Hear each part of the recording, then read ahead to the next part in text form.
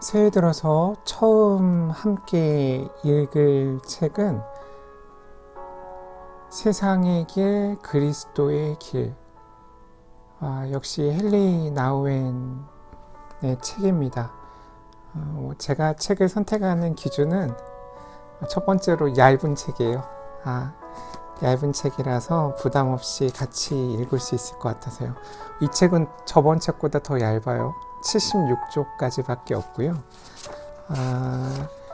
이 책은 초판이 1986년도에 처음 우리나라에 소개됐고요.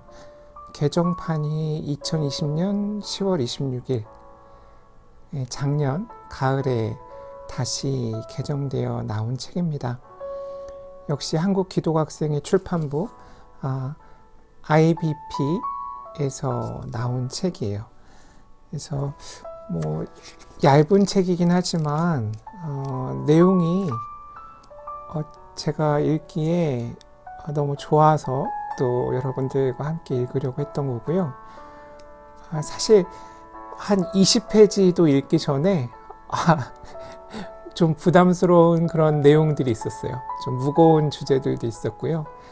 그래서 더 많이 생각하게 되는 그런 내용들이 담겨져 있더라고요. 그래서 한번 책이 얇으니까 약간 건너뛰면서 그대로 한번 초반은 읽어보는 게 좋을 것 같다는 생각을 해봤습니다. 헨리 나우엔에 대한 소개가 나와 있고요.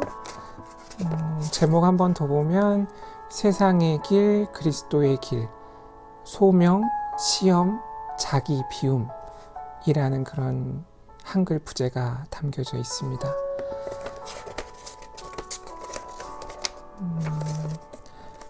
차례도 잠깐 보면요. 잘 보이시나요? 네. 소명, 하향성으로의 부르심. 그 작은 챕터들은 상향성, 하향성, 영적인 삶 이렇게 되어 있고요. 두 번째는 시험, 상향성을 향한 충동. 세 번째는 자기를 비우는 마음, 영적 성숙을 위한 훈련. 이렇게 되어 있습니다. 오늘은 이 첫 번째 소명, 하향성으로의 부르심 중에서도 상향성, 하향성, 영적인 삶 들어가기 전까지만 같이 읽어보려고 합니다.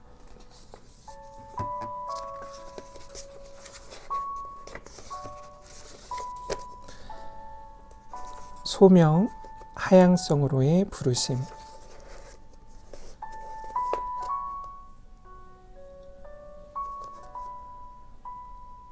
요한일서 1장 1절 말씀이 책 처음에 나와 있어요. 태초부터 있는 생명의 말씀에 관하여는 우리가 들은 바요, 눈으로 본 바요, 주목하고 우리 손으로 만진 바라. 아멘. 이 말씀은 우리 사역에 대한 소명이 우리 존재 전체를 포함하는 경험에서 비롯된다는 사실을 신약 성경의 어떤 구절보다 분명히 밝혀줍니다. 우리 사역의 주제는 예수 그리스도 곧 태초부터 하나님과 함께 계셨고 육신이 되어 우리 가운데 거하신 그 말씀입니다. 요한복음 1장 1절과 14절 말씀이에요. 사역자가 된다는 것은 이 말씀을 증언하는 것, 즉 이 말씀이 우리 가운데 계실 뿐 아니라 우리 안에서도 현존하고 계심을 드러내는 것입니다. 이 증언은 진정한 인격적 만남과 참된 사랑의 경험에서 우러나올 때라야 비로소 참된 증언이 됩니다. 우리는 귀로 그분의 음성을 듣고 우리의 눈으로 그분을 보고 우리의 손으로 그분을 만져보았을 때 비로소 우리 자신을 예수 그리스도의 증인이라고 부를 수 있습니다. 헨리 나우엔은 이 요한일서 1장 1절 말씀을 바탕으로 우리가 들은 바, 우리가 눈으로 본 바, 그리고 주목하고 우리 손으로 만진 바, 예수 그리스도를, 그 예수 그리스도의 말씀을 듣고 보고 만져야 된다라는 거예요. 그게 인격적 만남이라고 이야기하고 있습니다. 12사도의 사명은 그들의 지식이나 훈련이나 성품이 아니라 그들이 예수님과 함께 생활했다는 사실에 기반하고 있습니다. 예수님이 제자들과 함께 다니실 때 동행하지 않았던 바울은 다메섹이죠. 다마스쿠스로 가는 길에서 예수님을 만났습니다. 바울이 사도로서 행한 모든 일은 바로 다마스쿠스로 가는 길에서 한 체험에 기초하고 있습니다. 모든 사역자의 영향력은 주님과의 인격적이고 친밀한 경험과 직접 연결되어 있습니다. 이러한 깊고 인격적인 만남은 이 세상에 존재하는 사람과 문화와 시대만큼 다양한 형태를 띠고 있습니다. 이 부분은 역사 속에서 예수님과 인격적이고 친밀한 경험을 한 다양한 사람들에 대해서 예시하고 있어요.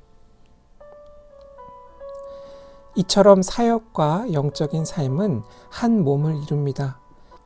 영적인 삶을 산다는 것은 주님과의 끊임없고 친밀한 교통 가운데 사는 것입니다. 그것은 보고 듣고 만지는 것입니다. 바로 증인이죠. 증인의 삶은 보고 듣고 만지는 것이라고 헬레나 오웬은 이야기하고 있습니다. 사역자로서의 삶은 이 세상 한가운데서 그분에 대해 증언하는 삶입니다. 그것은 인류라는 가족에 속한 우리 형제자매들의 눈을 열어 우리 가운데 그분이 현존하고 계심을 보게 함으로써 그들 역시 이 사랑의 관계 속으로 들어오게 하는 것입니다. 그리스도 안에서의 우리의 삶과 그분의 이름으로 하는 사역은 십자가의 기둥과 가로대처럼 한 몸입니다. 이와 같은 사역과 영적인 삶의 직접적 관련성이 이제부터 3부로 연재될 이 시리즈의 기초입니다. 첫 번째, 그래서 나는 그리스도 안에서 살도록 부름받는 것이 무엇을 의미하는지 살펴보고자 합니다. 그리고 이 헬레나 오웬이 바울이 에베소 교인들에게 쓴 편지 중에 기도문 하나를 소개하고 있습니다. 에베소서 1장 17절에서 20절에 나온 기도문이에요. 제가 한번 읽어보도록 하겠습니다. 우리 주 예수 그리스도의 하나님 영광의 아버지께서 지혜와 계시의 정신을 너희에게 주사 하나님을 알게 하시고 너희 마음 눈을 밝히사 그의 부르심의 소망이 무엇이며 성도 안에서 그 기업의 영광의 풍성함이 무엇이며 그의 힘의 위력으로 역사하심을 따라 믿는 우리에게 베푸신 능력의 지극히 크심이 어떠한 것을 너희로 알게 하시기를 구하노라. 그의 능력이 그리스도 안에서 역사하사 죽은 자들 가운데서 다시 살리시고 하늘에서 자기의 오른편에 앉히사.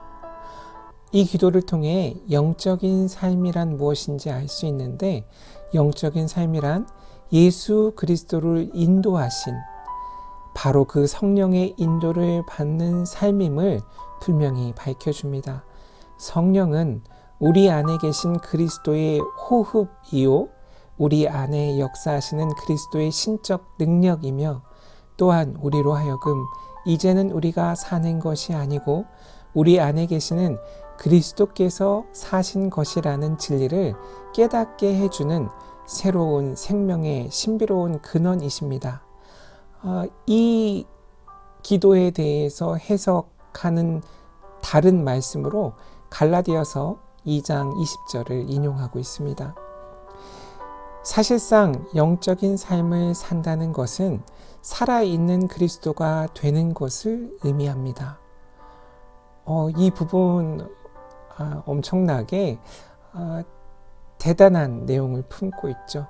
영적인 삶을 산다는 것은 그런 영적인 삶을 사는 사람이 바로 살아있는 그리스도가 되는 것을 의미한다고 헨리 나우에는 이야기하고 있어요.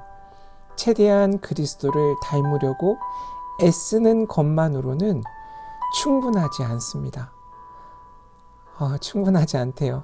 다른 사람들에게 예수님을 일깨워주는 것으로도 충분하지 않습니다. 심지어 예수 그리스도의 말씀과 행적에서 영감을 얻는 것으로도 충분하지 않습니다. 오히려 영적인 삶은 우리에게 훨씬 더 철저한 요구를 합니다. 즉, 영적인 삶은 시공간 안에서, 그러니까 지금 여기에서 살아있는 그리스도가 되는 것입니다. 저는 이 부분 읽고 마음에 큰 부담을 갖게 됐어요.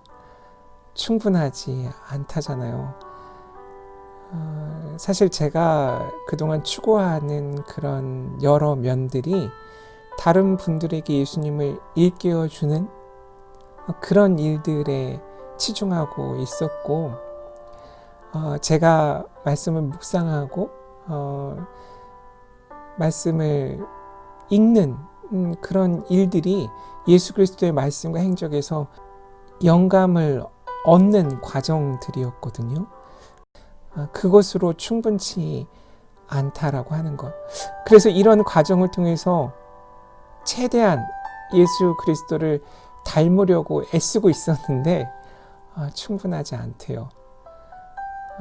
내가 살아있는 그리스도가 되는 데까지 가야지 그것이 영적인 삶이라고 헨리 나우엔이 이야기하고 있네요. 여기까지 정리해보면 예수 그리스도께서 우리와 함께 하시는 것, 그러한 삶, 그 만남, 그 인격적인 만남을 통해서 우리가 증인이 되고 증언을 해야 하는데, 그런 영적인 삶을 살아간다라는 것이 이 증인 그리고 증언을 하는 그 사람이 살아있는 그리스도가 되는 데까지 나아가는 것이라고 헨리 나우엔이 이야기하고 있습니다. 엄청 부담되지만 조금 더 읽어볼게요. 복음이 우리에게 제시하는 철저한 요구를 기꺼이 완수하려고 고심하지 않는다면 우리는 인생의 참 소명을 결코 깨달을 수 없을 것입니다. 적어도 2000년 동안 많은 그리스도인들이 이러한 철저한 부르심을 들었고 그 부르심에 대하여 응했다라고 이야기하고 있어요.